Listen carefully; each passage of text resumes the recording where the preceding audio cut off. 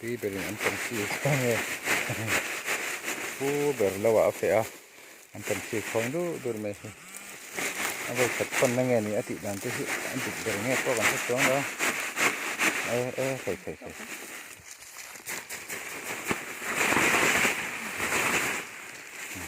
đâu chỗ to đi ta gần anh tâm chi bộ đâu chỗ phúc chỗ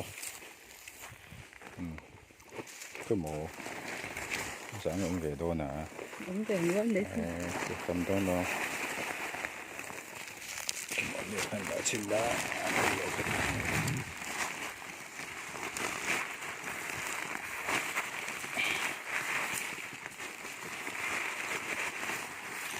tak kilo đang reng lo mình ra rang kacang kul lah yang tu kan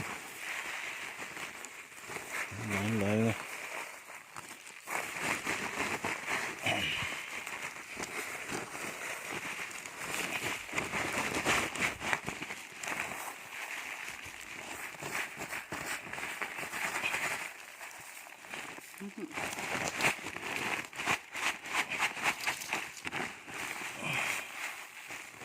lút là sẽ lên lòng mà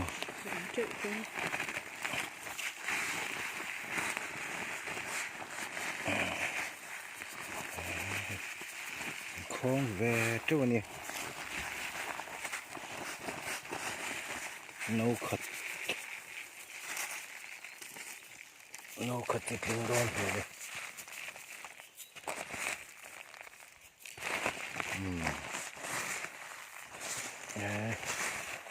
nấu khát ai pun tâm mấy thôi nè